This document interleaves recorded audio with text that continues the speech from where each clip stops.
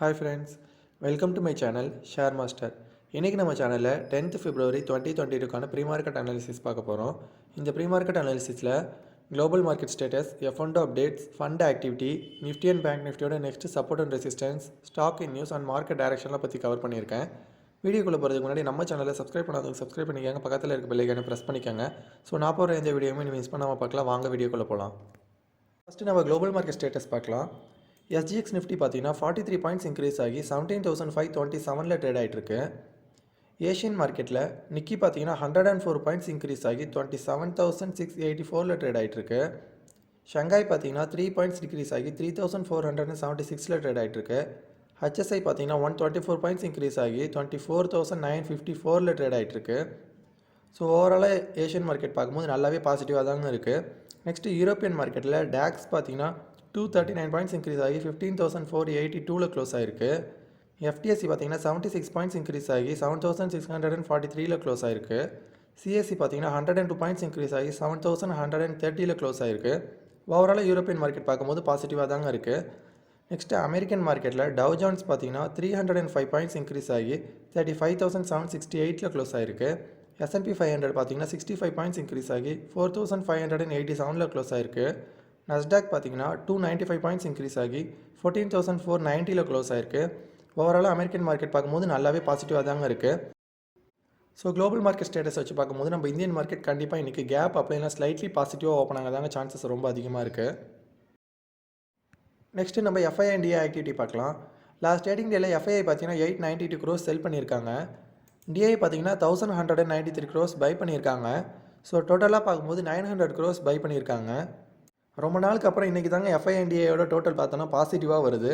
Next நம்ம F1 pant பார்க்கலாம். Bell, PNB இந்த ரெண்டு ஸ்டாக்கும் தாங்க கரண்ட்டாக F1 பேண்டில் இருக்குது.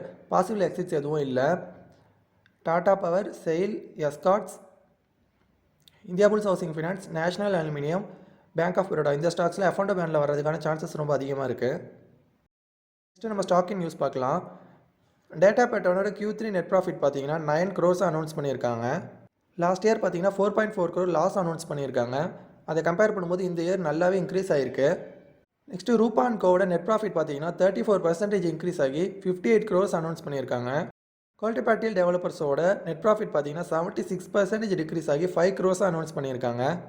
லாஸ்ட் இயர் பார்த்தீங்கன்னா 22 crores நெட் ப்ராஃபிட் அனௌன்ஸ் பண்ணியிருக்காங்க. அதை கம்பேர் பண்ணும்போது இந்த வருஷம் ரொம்பவே டிக்ரீஸ் ஆகிருக்கு. NMDCயோட ஃபைனான்ஷியல் இயர் 2022 ஃபஸ்ட்டு 9 monthsக்கான நெட் ப்ராஃபிட் பார்த்தோன்னா 122% இன்க்ரீஸ் ஆகிருக்கு. ஸோ ஷேர் ப்ரைஸ் இன்றைக்கி நல்லாவே பாசிட்டிவாக ட்ரேட் ஆக சான்சஸ் அதிகமாக இருக்குது. நெக்ஸ்ட்டு போஷோட நெட் ப்ராஃபிட் பார்த்தீங்கன்னா 27.5% இன்க்ரீஸ் ஆகி 234 crores இருக்குது. ப்ரெஸ்டீஜ் எஸ்டேட்ஸோட Q3 கன்சாலிடேட்டட் நெட் ப்ராஃபிட் பார்த்தீங்கன்னா 59% இன்க்ரீஸ் ஆகி 93 crores இருக்குது. ப்ரெஸ்டீஜ் எஸ்டேட்ஸ்க்கு இன்றைக்கி ஒரு நல்ல பாசிட்டிவான நியூஸ். டாடா பவரோட நெட் ப்ராஃபிட் பார்த்தீங்கன்னா 74% இன்க்ரீஸ் ஆகி 552 crores இருக்குது.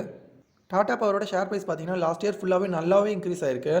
ஸோ ரிசல்ட்டும் நல்லா விட்டுக்கிறதுனால இன்றைக்கி நல்ல பம்ப் ஆகிற சான்சஸ் ரொம்ப அதிகமாக இருக்குது.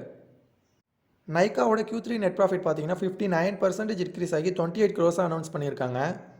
நைக்கு IPOக்கு அப்புறம் ஷேர் ப்ரைஸ் ரொம்பவே ஃபால் ஆகிருக்கு. இதில் ப்ராஃபிட்டும் வர டிக்ரீஸ் ஆகிட்டு இருக்கிறதுனால இன்றைக்கும் ஷேர் ப்ரைஸ் ரொம்பவே டிக்ரீஸ் ஆக சான்சஸ் அதிகமாக இருக்குது. பவர் கிரிட் கார்பரேஷன் ஆஃப் இந்தியாவோட நெட் ப்ராஃபிட் பார்த்தீங்கன்னா 2.2% டிக்ரீஸ் ஆகி 3,292 crores அனௌன்ஸ் பண்ணியிருக்காங்க. பெர்கர் பெயிண்ட்ஸோட நெட் ப்ராஃபிட் பார்த்தீங்கன்னா 8% டிக்ரீஸ் ஆகி 253 crores அனௌன்ஸ் பண்ணியிருக்காங்க. இந்தியா புல்ஸ் ஹவுசிங் ஃபைனான்ஸோட Q3 நெட் ப்ராஃபிட் பார்த்தீங்கன்னா 7.9% இன்க்ரீஸ் ஆகி 303 crores அனௌன்ஸ் பண்ணியிருக்காங்க. ஸோ ஷேர் ப்ரைஸ் இன்றைக்கி நல்லாவே டிக்ரீஸ் ஆகும்னு நினைக்கிறேன். ஸ்பென்சர்ஸ் ரீட்டைலோட Q3 நெட் லாஸ் பார்த்தீங்கன்னா 27 crores அனௌன்ஸ் பண்ணியிருக்காங்க. லாஸ்ட் இயர் 29 crores லாஸ் இருந்திருக்கு. அதை கம்பேர் பண்ணும்போது இந்த வருஷம் கொஞ்சம் குறைஞ்சிருக்கு. GMR இன்ஃப்ராவோட கன்சாலிடேட்டட் நெட் லாஸ் பார்த்தீங்கன்னா 515 crores அனௌன்ஸ் பண்ணியிருக்காங்க. ACC சிமெண்ட்டோட கன்சாலிடேட்டட் நெட் ப்ராஃபிட் பார்த்தீங்கன்னா 40% டிக்ரீஸ் ஆகி 280 crores இருக்குது. ஆரோபிண்டோ ஃபார்மாவோட நெட் ப்ராஃபிட் பார்த்தீங்கன்னா 22% டிக்ரீஸ் ஆகி 604 crores இருக்குது. ஸோ இந்த 3 கம்பெனியோட ஷேர் ப்ரைஸுமே இன்றைக்கி ஃபால் ஆகத்தான் சான்சஸ் ரொம்ப அதிகமாக இருக்குது. செயிலோட கன்சாலிடேட்டட் நெட் ப்ராஃபிட் பார்த்தீங்கன்னா 4.1% இன்க்ரீஸ் ஆகி 1,529 crores இருக்குது. செயிலோட நெட் ப்ராஃபிட் பார்த்தீங்கன்னா குவார்ட்டர் டு குவார்ட்டர் இன்க்ரீஸ் ஆகிட்டே தான் வருது. ஸோ ஷேர் ப்ரைஸை இன்றைக்கி இன்க்ரீஸ் ஆக சான்சஸ் அதிகமாக இருக்குது. GE பவர் இந்தியா பார்த்தீங்கன்னா 34 crore லாஸ் அனௌன்ஸ் பண்ணியிருக்காங்க. ஏஷியன் ஷிப்பிங் பார்த்தீங்கன்னா 5.6 crore நெட் லாஸ் அனௌன்ஸ் பண்ணியிருக்காங்க. லாஸ்ட் இயர் பார்த்தீங்கன்னா 188 crores லாஸ் இருந்திருக்கு. அதை கம்பேர் பண்ணும்போது ரொம்பவே லாஸ் டிக்ரீஸ் ஆயிருக்கு. நெக்ஸ்ட் என்டிடிவியோட நெட் ப்ராஃபிட் பார்த்தீங்கன்னா 31.6% இன்க்ரீஸ் ஆகி 29 crores அனௌன்ஸ் பண்ணியிருக்காங்க. ஸோ ஷேர் ப்ரைஸ் இன்றைக்கி நல்லாவே பம்ப் ஆகிறதுக்கான சான்சஸ் அதிகமாக இருக்குது. நெக்ஸ்ட்டு நம்ம மார்க்கெட் டைரக்ஷன் எப்படி இருக்குன்னு பார்க்கலாம். நிஃப்டி பார்த்தீங்கன்னா லாஸ்ட் ட்ரேடிங் டேல 17,370 ஓப்பன் ஆகி 17,400 இந்த ரெசிஸ்டன்ஸை பிரேக் பண்ணிவிட்டு 17,470 வந்து க்ளோஸ் ஆகிருக்கு. நிஃப்டி வந்து இன்றைக்கி கண்டிப்பாக ஒரு கேப் அப்பில் ஓப்பன் ஆக தான் சான்சஸ் அதிகமாக இருக்குது. ஸோ ஒரு கேப் அப்பில் ஓப்பன் ஆகி 17,620 வரையும் வரதுக்கான சான்சஸ் ரொம்ப அதிகமாக இருக்குது. நிஃப்டியோட நெக்ஸ்ட் ரெசிஸ்டன்ஸ் பார்த்தீங்கன்னா 17,800 தான் இருக்குது. அதை பிரேக் அவுட் பண்ணிச்சுன்னா 18,000 தான் நெக்ஸ்ட் ரெசிஸ்டன்ஸ் இருக்குது.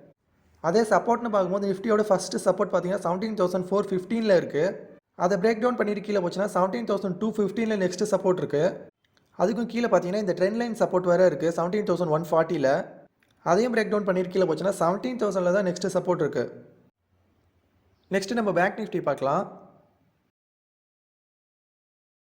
பேங்க் நிஃப்டியோட டே சார்ட் பார்க்கும்போது பேங்க் நிஃப்டி பார்த்தீங்கன்னா லாஸ்ட் ட்ரேடிங் டேல 38,280 ஓப்பன் ஆகி 38,380 இந்த ரெசிஸ்டன்ஸை பிரேக் பண்ணிவிட்டு 38,600 வந்து க்ளோஸ் ஆகிருக்கு.